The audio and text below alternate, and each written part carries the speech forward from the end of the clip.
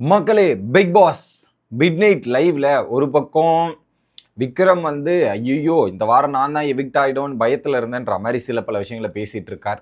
அடுத்து திவ்யா, சாண்ட்ரா, விக்ரம் மற்றும் ஒரு பாயிண்ட்ல அரோராலாம் ஜாயின் பண்ணி அந்த ரெட் கார்டு மேட்டரை பத்தி திரும்பவும் ஓப்பன் பண்ணி பேசிட்டு இருக்காங்க. திவ்யா எதுக்கு அப்படின்ற ஒரு ஃபீல் ஆச்சு. அடுத்து ஸோ ஒரு பக்கம் ஷுவர் ஷாட் கப்பு இவருக்கு தான் அப்படின்ற மாதிரி ஒரு க்ளூ வேற விஜிஎஸ் எபிசோடில் கொடுத்துட்டு போனார். நிறைய பேர் நோட் பண்ணிக்கலான்னு தெரில, அதை பற்றியும் பார்க்க போகிறோம்.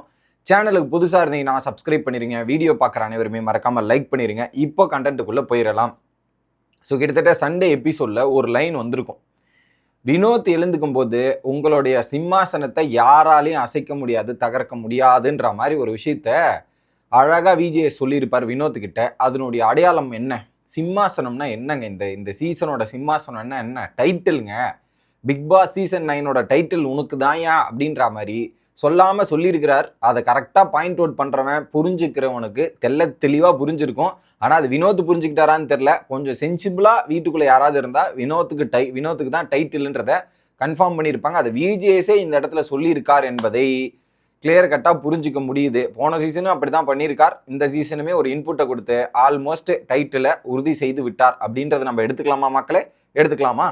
ஓகே, இந்த எபிசோடு முடிஞ்ச உடனே லைவ்ல வந்து பார்த்தீங்கன்னா ஒரு பக்கம் விக்ரமே, சாண்ட்ரா மற்றும் கானாவனது பேசிகிட்டு இருக்கும்போது இந்த வாரம் வந்து நாமினேஷனில் நான் பண்ணது எல்லாமே கொஞ்சம் எனக்கு ரிவர்ஸ் ஆகிட்டு இருக்குது. டோட்டலாக ரிவர்ஸ் ஆகிட்டு திவ்யாவுக்கு நிறைய சாதகமாக போயிட்டு இருக்குது போல.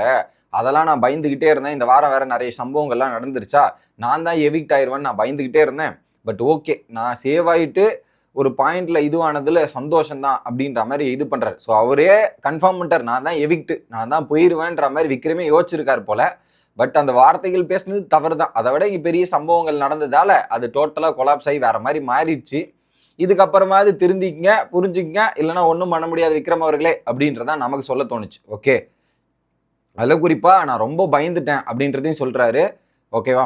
இதை முடிஞ்ச உடனே என்ன பண்ணுறாங்க, டைனிங் டேபிளில் ஒரு விஷயம் நடக்குது. யாருன்னா சாண்ட்ரா மற்றும் விக்ரம் உட்காந்து பேசிகிட்டு இருக்கும்போது அப்போ வந்து எல்லாரும் வீட்டுக்கு போயிட்டு இருப்பாங்களாம், இது பண்ணிருப்பாங்களான்ற மாதிரி டிஸ்கஷன் போது, இல்லை பேரண்ட்ஸ்லாம் வந்து கூப்பிட்டு போயிருப்பாங்கன்ற மாதிரி அங்கே சாண்ட்ராக்கும் இவங்களுக்கும் விஜய், பார்வதி அண்ட் கமருதீன் வீட்டுக்கு போயிட்டு இருப்பாங்களான்ற மாதிரி இவங்க சொல்ல, இல்லை பேரண்ட்ஸ்லாம் வந்து கூப்பிட்டு போயிருப்பாங்கன்ற மாதிரி மாற்றி இந்த டிஸ்கஷன் போது. ஓகே, அதுக்கு மேலே பெருசாக டிஸ்கஸ் பண்ணல. ஸோ தனியாக கூப்பிட்டு போயிட்டு என்ன பண்ணாங்க, அந்த கிச்சனில் 2 சைடு இருக்குல்ல, ஒரு சைடு இப்படி இருந்தார், இந்த சைடில் போயிட்டு திவ்யா வந்து ஆரம்பிக்கிறாங்க. யாருக்கிட்ட? திவ்யாவும் ஃபஸ்ட்டு சாண்ட்ராவை மட்டும் பேசுகிறாங்க. அப்போ என்ன சொல்கிறாங்க, பாரு வந்து இந்த இதில் நோ ஒன் இஸ் பர்ஃபெக்ட், இந்த வீட்டில் நோ ஒன் இஸ் பர்ஃபெக்ட், யாருமே பர்ஃபெக்டான ஆள் கிடையாது. பட் வீக்கெண்டில் அட்ரஸ் பண்ணும்போது ஒரு விஷயம் நம்மளை அட்ரஸ் பண்ணால் நமக்கு அசிங்கமாக இருக்கும். ஆனால் பார்வை எல்லா வீக்கெண்டும் அட்ரஸ் பண்ணியிருக்காங்க. எப்படி ஒரு வீக்கெண்ட் இல்லாமல் எல்லா வீக்கெண்டையும் பார்வை அட்ரஸ் பண்ணாத வீக்கெண்டே இல்லை. ஆனால் ஒவ்வொரு வீக்கெண்ட் அட்ரஸ் பண்ணும்போதும் அவங்க கவலைப்படுறதில்ல. ஜேர்னலிஸ்ட் தானே, ஃபெமினிஸ்ட் தானே, அடிக்கடி உமன் கார்டு இதெல்லாம் யோசிக்க தோன்ற ஆளுக்கு ஒரு முயற்சி எடுத்திருக்கலாமே, அதை தப்பை திருத்த முயற்சி பண்ணியிருக்கலாமே, அதை முயற்சியே பண்ணல. ஏன் இந்த வீட்டுக்குள்ளே வந்தப்போ அமித்தோட ஒய்ஃபு சொன்னாங்க, ரியா சொன்னாங்க, இவங்க எல்லாத்தையும் சொல்லிட்டு போனாங்களே, அப்புறம் கூட மாற்றலை. அவங்களாம் சொல்லிட்டதுக்கு அப்புறம் கூட மாற்றலை. நான் இப்படி தான்ன்ற மாதிரி என்னது இது? அதுலேயும் குறிப்பாக அந்த சாண்ட்ராவோட இன்சிடெண்ட்டில் ஆர்கியூமெண்ட்டாக இருக்கட்டும், அக்ரெஷனாக இருக்கட்டும், அந்த முயற்சி இதெல்லாமே எப்படி இருக்குது பார்த்தியா இல்லையா? அதெல்லாம் தெரிஞ்சுதான் இவங்களுக்கு பண்ணுறாங்க. அதை பற்றிலாம் அவங்களுக்கு கவலையே கிடையாது. இது அதெல்லாத்தையும் தெரிஞ்சுதான் பார்வதி பண்ணுறாங்க, அதனால கவலையே கிடையாது அப்படின்ற ஒரு விஷயத்த சொல்கிறாங்க. ஓகே, உடனே அரோரா அந்த இடத்துக்கு வராங்க.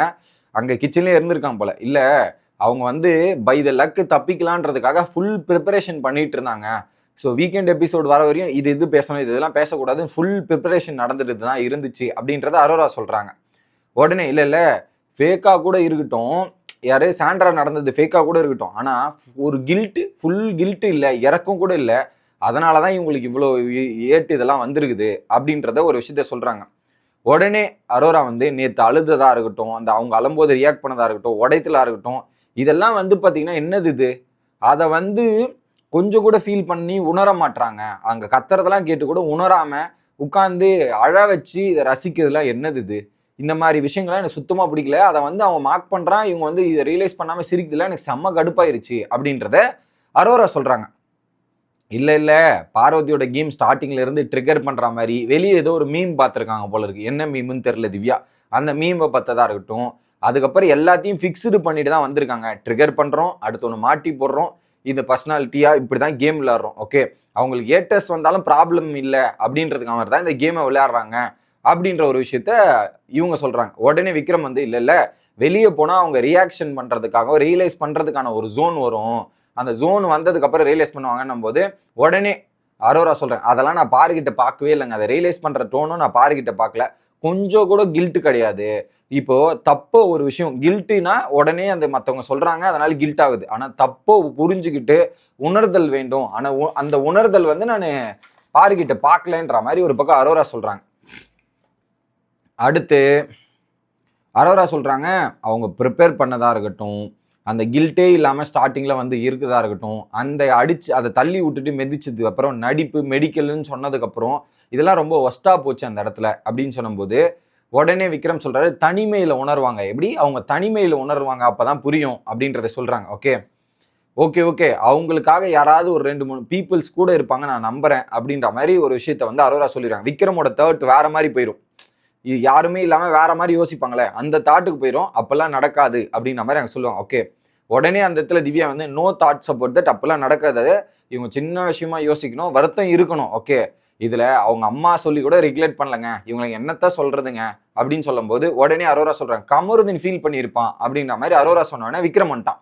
இல்ல கமருதனுக்கு நம்பிக்கையே இல்லை, ஸ்டார்டிங்ல இருந்து அவன் என்ன பண்ணிருக்கான், ஆனா அவனா கேமரா கிட்ட ஸ்கோர் பண்றான், கேமராக்காக பண்றான்ற மாதிரி இப்பெல்லாம் சொல்லிட்டு இருந்த ஆள் எப்படின்ட்டு மேபி பண்ணுவான்ற டிஸ்கஷன் போது குறிப்பா அவன் திவ்யா கிட்ட போவாதுக்கான காரணமே இருக்கு. அன்னைக்கு திவ்யா சொல்றாங்க என்கிட்ட அவன் சண்டைக்கே வரல, அப்படியே சைலண்டா தான் மெயின்டைன் பண்ணிருந்தான் அப்படின்னு சொல்லும்போது அரோரா சொல்றாங்க திவ்யா கிட்ட ஏன் அவன் சைலண்டா மெயின்டைன் பண்ணானா திவ்யாவுக்கு வெளியே சப்போர்ட் இருக்குன்னு அரோரா தெரிஞ்சிச்சு, எப்படி சப்போர்ட் இருக்குன்னு அவனுக்கு வெளியே இருக்குது தெரிஞ்சிச்சு, அதனால என்ன பண்ணிட்டான் சைலண்டா அடக்கி வச்சுட்டான்.